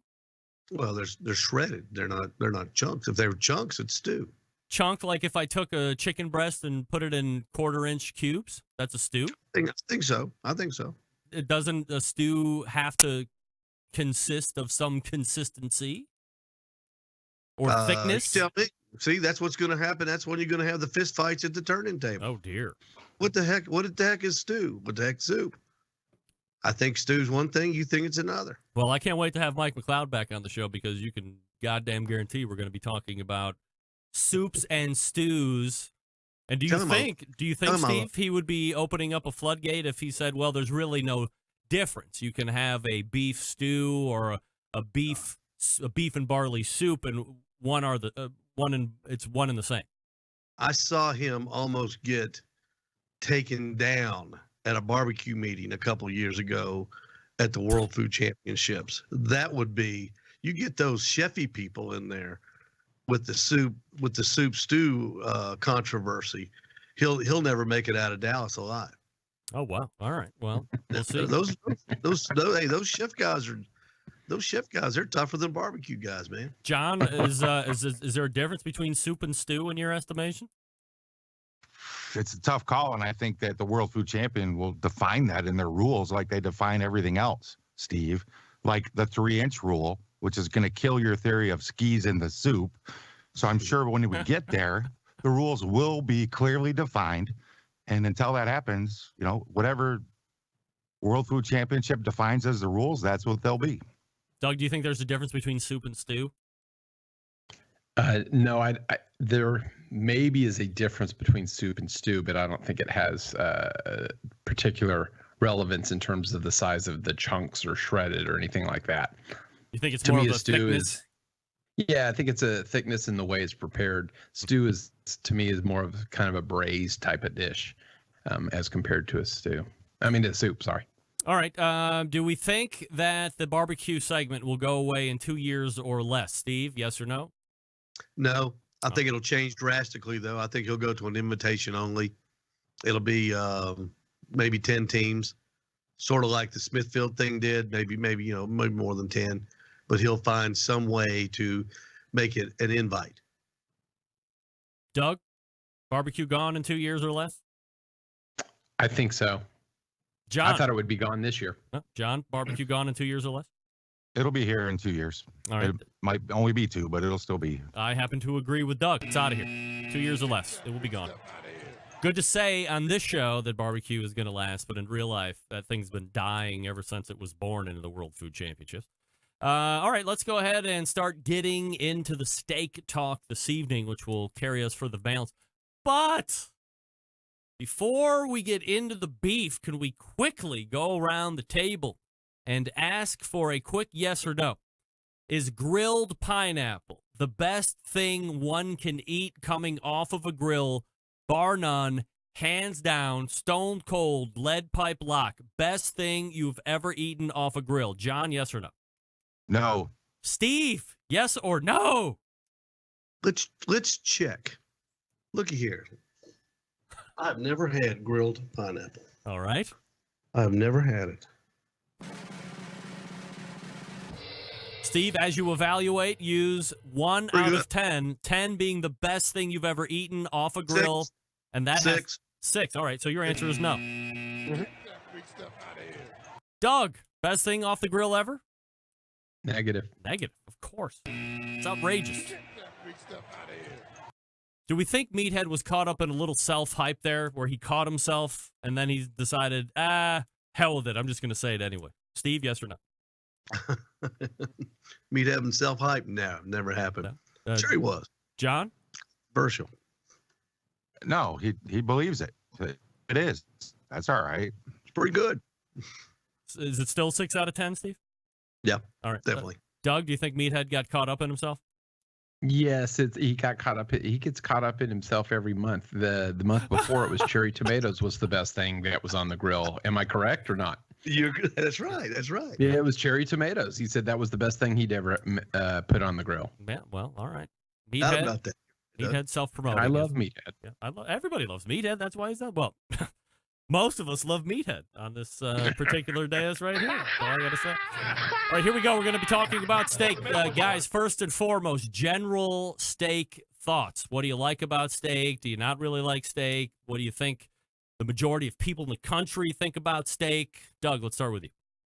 Okay, I mean, favorite cut is a ribeye or porterhouse. I mean, and who doesn't really like a good steak? So, I think that steak is very popular, and it's so much so that we went through the whole Thermopin experiment, which was a lot of fun. So a good steak, that's why they charge $40-50 for it at a nice steakhouse, and people are willing to pay it. Steve, what do you think, high level thoughts on steak? Yeah, it's protein everybody cooks the most, and everybody thinks theirs is the best. It's a great competition piece of meat. Everybody thinks there's not only the best in the neighborhood, but in the world. You sit around, you talk about people, or you talk about places to eat, and you mention a high end steakhouse like a Morton's or a Ruth Chris or something like that, and somebody in the crowd will always say, "Why would I pay that much money when I make a better steak at the house?" It's a great conversation piece. It's the all around food that we can all circle the wagons around and discuss because we all eat steak. John, your general thoughts on steak? Love steak, and if you think back to your earliest live fire experience, there's a good chance that it involved steak. Exactly. It was just a payday meal. It was easy to do. It was easy to not screw up too bad on the grill. And even going back to my dad in the 60s, steak for the adults and hot dogs for the kids. I agree. I think that steak is seeing popularity. Well, I mean, steak has always been popular. Everybody has always wanted to be able to cook a great steak. I agree with Steve that everybody thinks they cook the best steak ever. And that's not just a masculine trend anymore. It's also a feminine trend. And if you have two live fire cookers, masculine and feminine, in the house, there may or may not be a fist fight over who the better steak cook in the house is. But it has graduated from that payday meal that John was just referencing to an event that might take weeks and months of planning and saving for. If you're a really true meat connoisseur, maybe you're scouring the internet or Pat LaFrieda's website or a butcher shop website or a Hassel Cattle website and thinking, all right, well, I'm going to have 5 people over and this is the day. And we're talking amongst ourselves about the cuts that we want and how we're going to, it's a whole event that it never used to be. It used to be a treat. Now it's a whole event. And tastings are being done, and they're being paired with different liquors and wines, and it's quite a popular cut. And it's always been popular, as I've said, but I think we're seeing a zenith popularity for steak right now, and we probably will continue to over the next handful of years. And there is steak from a high level. Now, let's start going around into the pre-stuff here before we hit the first break. John, your favorite steak cut? It's got to be skirt steak. Skirt steak. Wow. Really? Absolutely. Didn't Absolutely. see that coming. Why do you like skirt steak so much? Well, it's hard to find. It's pretty rare. It has a fantastic punchy flavor to it. Not quite a sirloin, not quite a front end. It is just a succulently delicious piece of meat that's hard to get. Doug, your favorite cut? Ribeye or porterhouse? What if you had to pick between one or the other? Well, I'd always go with the ribeye, but yeah, porterhouse is a close second for me. All right, Steve, your favorite cut? New York strip, all the way. It's Hands right in the down. middle. Hands down. Mm-hmm. It's not. It's never the most expensive. It's never the cheapest cut. It's a good quality cut. You can when you scour the aisles at Walmart, you can see the fine one that's got a little bit more marbling, and it's going to taste a little bit better than the ones that are a little more lean. I just think they're great. I think they're easy to cook. They're no waste hardly at all on them. Just a great cut of meat for me. Yeah, my favorite cut for the longest time was right in line with yours, Steve. It was the New York strip. And then about 3 years ago or 4 years ago, I switched on a dime to ribeyes because I just had a really good ribeye, and I had never had a lot of ribeyes growing up or going out into a restaurant or anything like that. Just never had a lot of experience at it, and then I got it and quickly fell in love with the ribeye. And then the last 2 times I've had steak, ribeye, prime ribeyes at Costco were out, so I got a pack of the New York strips, and they were tremendous. And then just this past weekend at St. Elmo, the only steak on the menu that was 60-day dry aged was a New York strip. And guess what? It was freaking phenomenal. So I may be starting to turn back out of ribeye and back into New York strip. And I agree with Steve that, there's really, that's the one biggest regret that I have eating ribeyes is I try and eat, some of the fat, but I can't eat all of that fat. I mean, I know all you liars out there sit there and say you eat the whole ribeye, fat and all, or whatever. I mean, you're either lying or you're just on your way to a heart attack. And so I try not to eat all of that, and I leave a portion of that of whence I paid on the plate, and it goes into the garbage, and that doesn't sit with me well all the time. And so a New York strip is a little less wasteful. So I agree with Steve on that. So maybe I'm going to be more of a strip fan again here for a little while. We'll see how it goes. All right, we're going to get into what's that, Steve? I said, welcome back to the club. Well, I'll be back very shortly. Now, we're going to get into splurge cuts and economy cuts and selecting and cooking and all that stuff right after we get out of this break. So stick around as we get into that. I will talk to you quickly about Green Mountain Grills. Some of the best pellet cookers out there on the market today. 2 different lines to choose from, a choice line and a prime line. Choice is the original, so you have Jim Bowie, Daniel Boone. And the prime line, you have the same models, a Jim Bowie and a Daniel Boone. Now, the prime line gets you a little bit more of a sturdier and robust chassis. On the build, a little bit more tech, 2 internal beat probes if you want it. They have peek-in windows on the pellet hopper and on the main cooking chamber. If you want to save a couple bucks, choice line is what you're going to want to look at. Same type of capacity on either model, so you don't have to worry about that. Then you have the ultra-portable Davy Crockett. That's got 12-volt technology, so you don't have access to a traditional power outlet. You can use your 12-volt outlet in your car, and you're off and running. You get that wood-fired pellet goodness in your parking lot, at your high school tailgate, at your professional tailgate, college tailgate, whatever you want to do. You can also visit greenmountaingrills.com and look at all the accessories they have. They have pellets, they have sauce, they have rubs, and a whole bunch of different accoutrements to make your barbecue and grilling life easier. That's greenmountaingrills.com. And don't forget, if you have the Jim Bowie and the Daniel Boone versions of the Choice or the Prime, get the pizza oven insert. You're going to love that. High heat, thin crust ovens like Steve was talking about a couple minutes ago. Made easy by the pizza oven insert. All right, we're back with more steak with the Embedded Correspondents. Stick around. We'll be right back.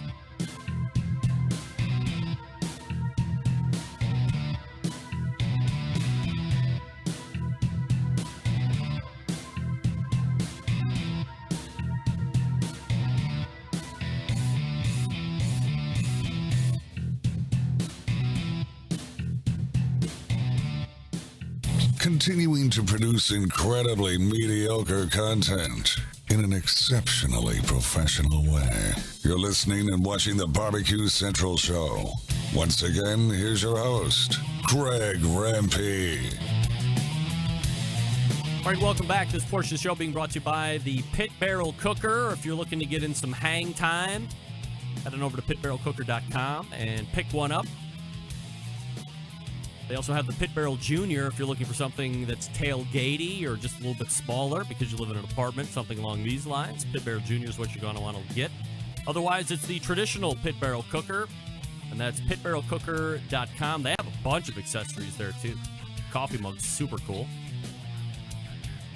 And we are back with the Embedded Correspondents as we continue to talk steak. Steve, you're a retailer of the Pit Barrel Cooker. You ever cook steak on that? Yes, I do. How do you yes, like I do. it? You like that? Good. Yeah, it works good. It's easy to fix the charcoal basket. Just bring it up. I just hang it on the rebar with the hooks that come with it, and voila. Have you done it also like with the pan at the very bottom? No, not that far away. No, never have. You could do it. It just take a long time. John, are you a Pit Barrel Cooker steak guy or no? Yeah, I've done it. I've never raised the basket. You can do it pretty quickly. It gets hot.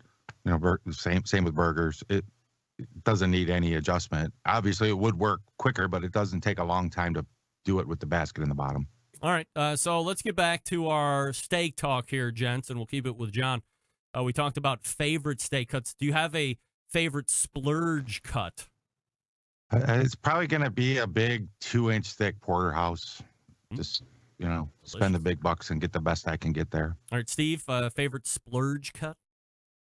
Yeah, I'll go down to Costco occasionally, get a prime New York strip, big thick one, 2.5, 3 inches to get those great big ones. Doug, splurge? I'll get the big, thick cowboy cut ribeye, the one that weighs about 4 pounds. It's the Cadillac cut to each rib. So, it's probably, 3 inches thick. So I like that. All right. My splurge cut is going to be the, I'm trying to remember what kind of weight it was, but I got one from Snake River Farms a couple years ago when I was doing the Art Flame demo cook. And maybe it was 3 pounds of tomahawk ribeye. I mean, the thing was absolutely spectacular. And it didn't have like that huge bat handle like a lot of these things are. I mean, there was some handle to it, but it was way more manageable, not that 3-foot bone that you're seeing come with a lot of these things, so it almost makes it look like a meat lollipop. That's kind of a pain in the ass, I think. But this one was that was my favorite splurge cut to date. But now that I've become more of a dry aged lover, I think my favorite splurge is more on dry aged days versus the cut itself. Doug, are you having some popping issues going on with your microphone? Can you even hear me, Doug? Yeah, I can hear you. I'm having some static on my end. Yeah, I get that. Why don't you disconnect and pop back in? I did. Okay. All right. So let's go to Steve from Tennessee. Do you have a favorite economy cut? A real thin New York strip. Something. We're not deviating off a New York strip. I mean, Steve is a New York strip guy through and through. That's what I like. Yeah. I usually don't have to buy them. I'm fortunate. But, if we have a good day, sell a bunch of tires, I'll get a big thick one. If not so great, I'll get a, $9, $10, $11 one. Bring it home, cook it. John, favorite economy cut? Anything sirloin. I prefer the bottom, but I'll take a top sirloin as well. I think they're both good. Yeah, I have two, and they're neck and neck. It is top sirloin or sirloin in general, I guess. And then right there with it, 1A, 1B, is the chuck eye steak, which is a fabulous cut, super tender, and for whatever reason is insanely less expensive than almost every other steak available in the butcher case or on the meat shelf out there next to the butcher case in the grocery store. I absolutely love it. Doug, do you have a economy cut that you like? Yeah, if you can hear me, it's a Wagyu chuck eye steak. Yeah, okay, so you're a chuck eye steak guy as well. Yeah, I can hear you, but you are absolutely staticky. Can you just hang up and come back in? Okay, I can try that. Yeah, try that. A Wagyu is Doug's economy? Yeah, well, we were talking with Doug here. The guy makes millions of dollars a year. 8 to 10 ounces on half. That's cheap. Yeah, jeez, oh, Pete. So can you not hang up, Doug, or what? Here we go. All right. Let me before I. Okay. You say before Here I we just go. lose myself here. I was gonna do the hang up on my own, but It's my fault. I apologize. no, I'm taking deep breaths. I'm fine. I'm taking deep breaths. Write it down. Yep. No. We're all right. We're doing fine. Steve, let's go back to you. How do you select a steak? What are you looking for when you're just going out to buy the regular Steve Ray strip steak? I look for one that's well marbled. Of course, you know, a New York strip it's not like a ribeye, but I want it to have some marbling, and I try to find them with as little border fat as I can, because I trim off almost all of the border fat before I cook them. And that's the way I like to get them, is very little border fat, something I don't have to do a lot of trimming on with a little bit of marbling. Do you also look for thickness from left to right on a strip steak too? No. All right. Do you? Yeah, I mean, I guess it's just for me. It makes sense that I would want to have as consistent of thickness from left to right and front to back on a piece of meat as I want, just from a cooking standpoint. I've never noticed them that much different. I'll have to check that. I mean, I don't know if necessarily you're finding big swings one way or the other, but I mean, it's nothing that you're looking for. No, I've never, really looked for it. I look at the top, not really the sides. All right. I'll check. It might be. It might be. Look for that next time. Doug, your way of looking for a steak, how do you go about?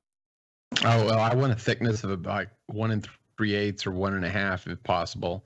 Obviously, the marbling is my next choice, and then deep red. So I kind of want those three qualities. So has to be at least an 1 3/8 for me. John? Most of my steaks come from a full-service meat counter, and once I've decided what steak it looks the best of all the selection, I will just have the butcher pull me whatever I want, his choice, and I'm always happy with it. Okay. When I go, I usually like 1.5 inches at a minimum, and if I'm looking at ribeye, I obviously want to have as big of a rib cap as I can get because that's my favorite. And then if I'm looking for a strip or something else, I just like to have.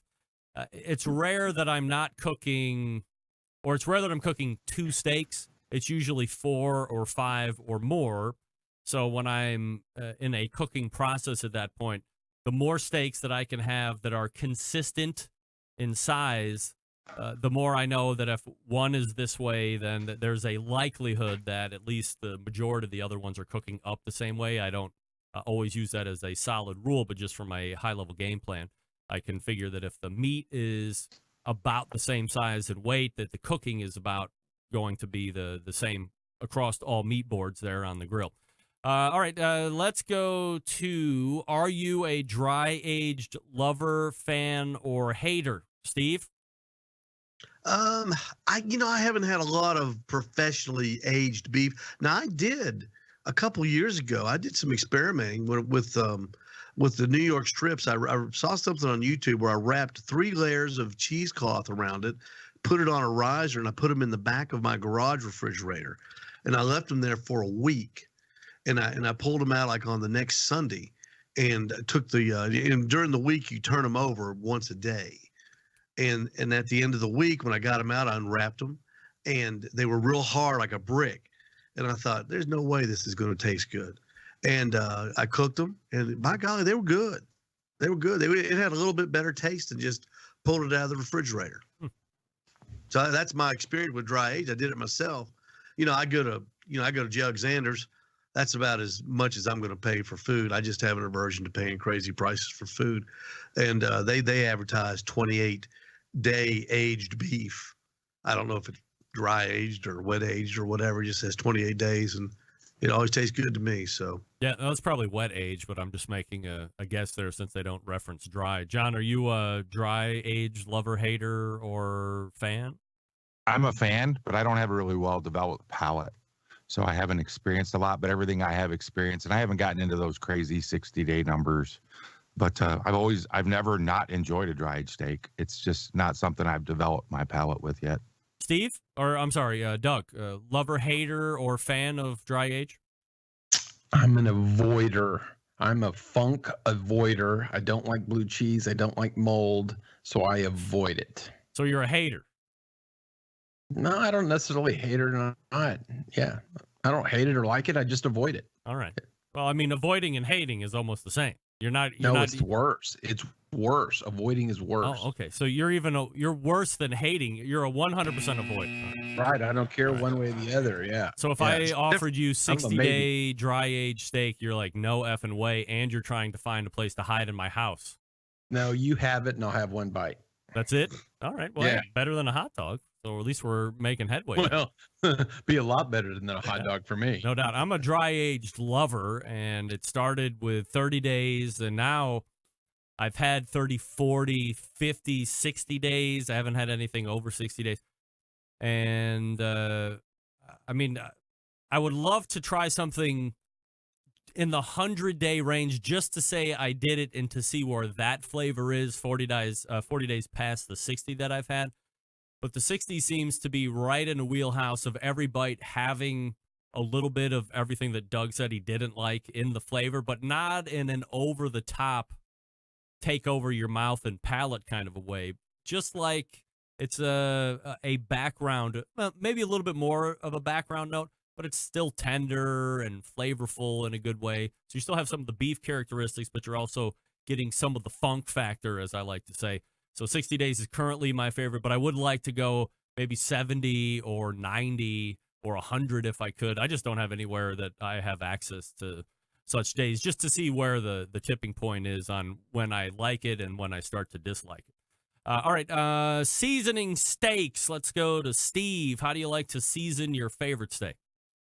Longhorn Dust Butcher Barbecue. That's why I love it. Longhorn Dust? Yeah, I think it's what it's called. Is that new? His steak. You mean grilling addiction? No, not grilling addiction. David's got one. It's called Longhorn. It's gray. You got to keep it in the freezer. It gets real clumpy, and for some reason it attracts moisture. So you got to keep it in the freezer. It comes in a little bottle, and it's fantastic. It's real salty. It's got some celery in it. It's great. All right. You not had it? No, I never even heard of it. I'll send you some. Next thing you're going to tell me is BBQ's been on the show before. Jeez. John Solberg, your favorite way to season a steak? Salt. That's all a steak needs. I want to eat a steak. I don't want to eat sugar and stuff. Just salt. All right. Do you finish with black pepper at all, or just salt? That's whoever's having a choice. If they want some fresh cracked pepper on it, that'll happen at the end, so it doesn't burn on the grill. But for me, I want some char and some salt. That's it. Doug, favorite way to season a steak? I like the Texas Trinity rub SPG from Suckle Busters. I also like Montreal steak seasoning, but we actually got first place at the Jack and Chef's Choice by grinding it. So it has to be ground because otherwise the salt crystals are too large. All right. I am floating in between Poncho and Lefty's or P&L Steak Company's original steak seasoning, which I find to be delightful.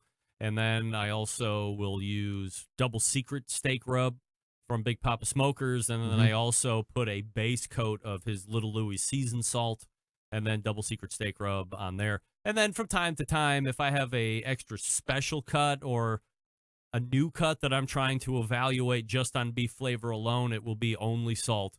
But that is not nearly as frequent as John is doing, evidently. So that's my favorite way to season steak. Now, what's your favorite way to cook it, John? Charcoal, either way. It's kind of hard to pick amongst the different ways to cook steak because I think they're all great. But either lump or briquette, either one direct. Direct, no reverse sear or anything like that? Just direct right from the jump? I like the reverse sear method a lot, but if I'm just going to cook, I can turn it out hot and fast, Adam Prairie Lang style, scruffed and charred, and it turns out a good product and for me. Doug, favorite way to cook steak? My favorite way to cook a steak is to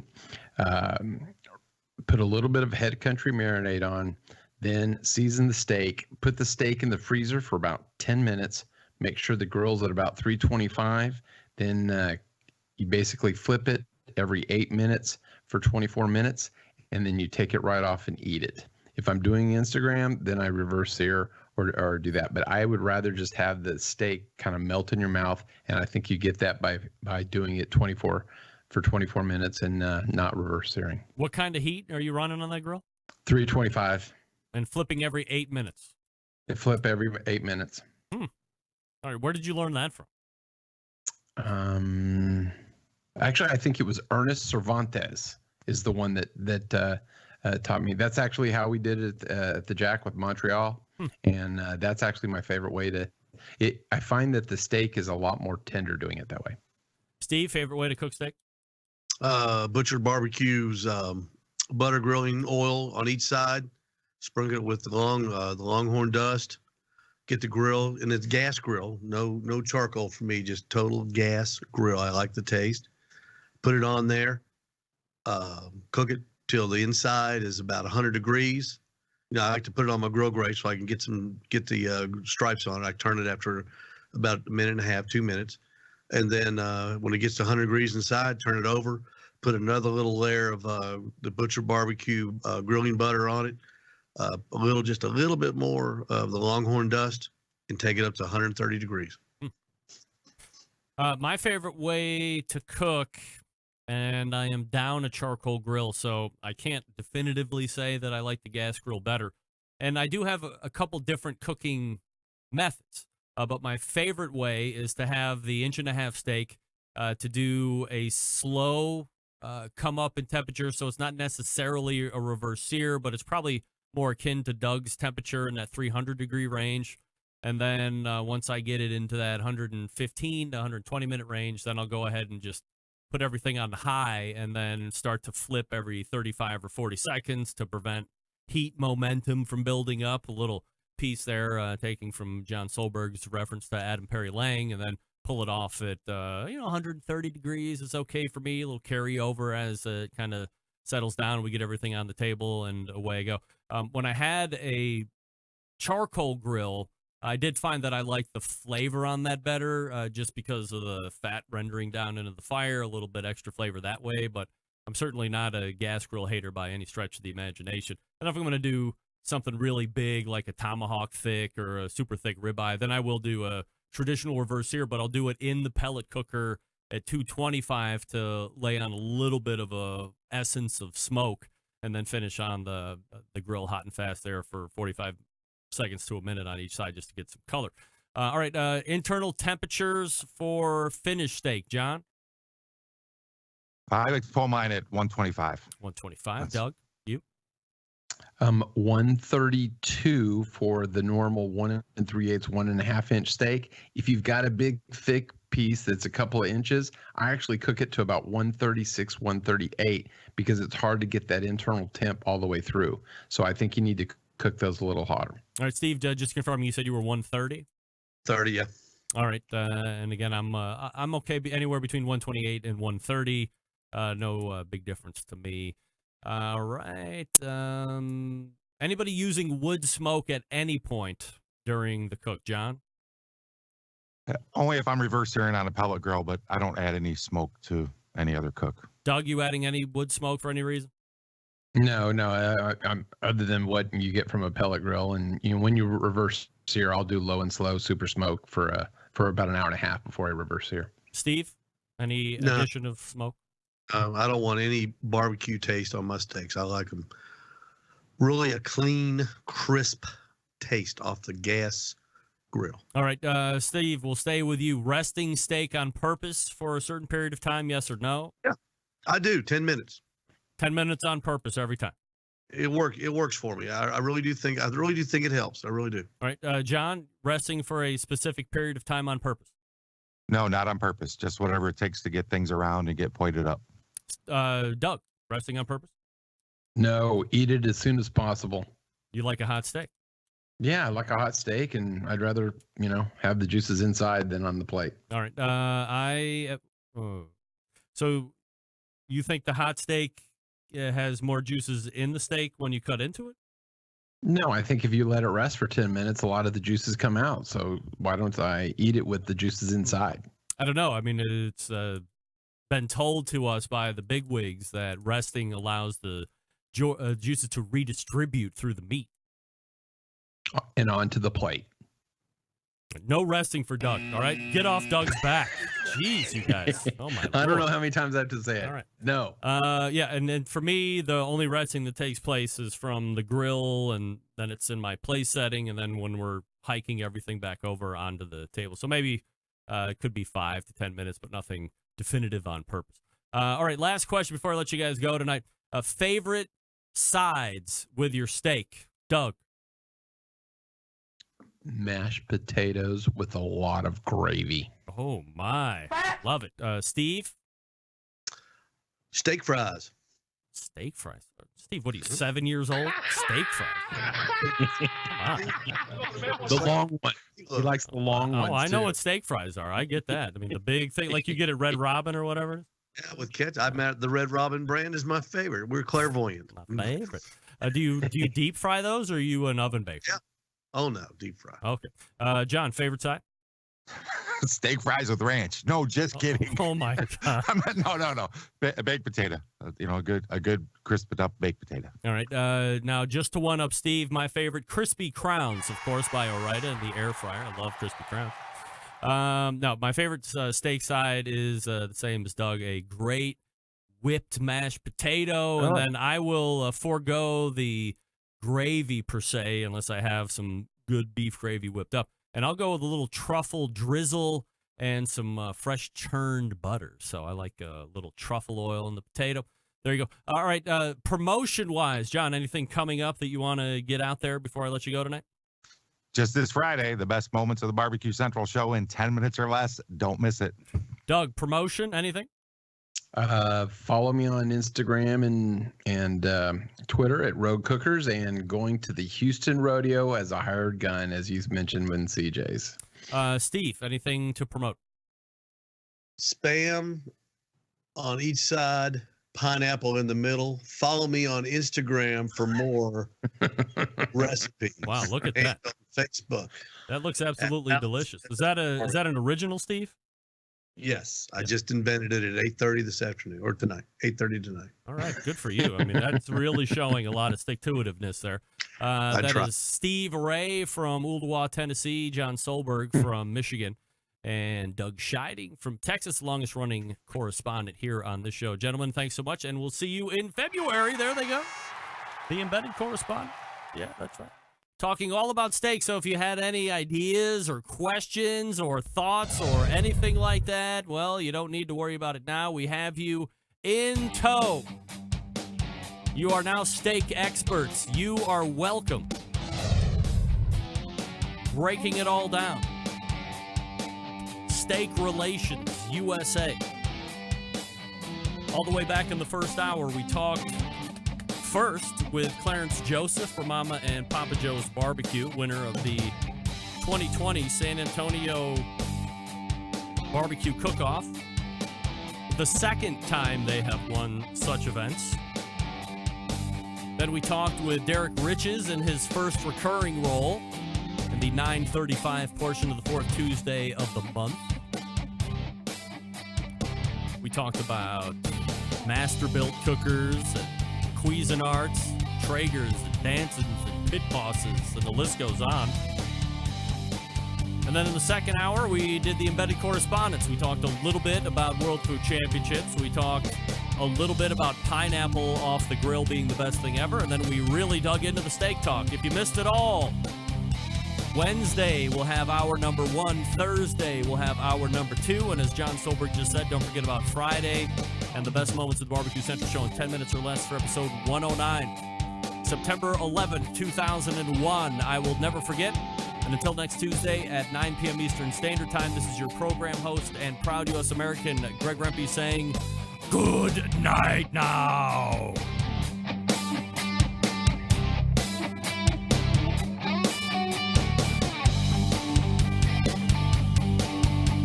Hi, this is Stover, the barbecue hunk. You're listening to the BBQ Central Show. Have a hunky day.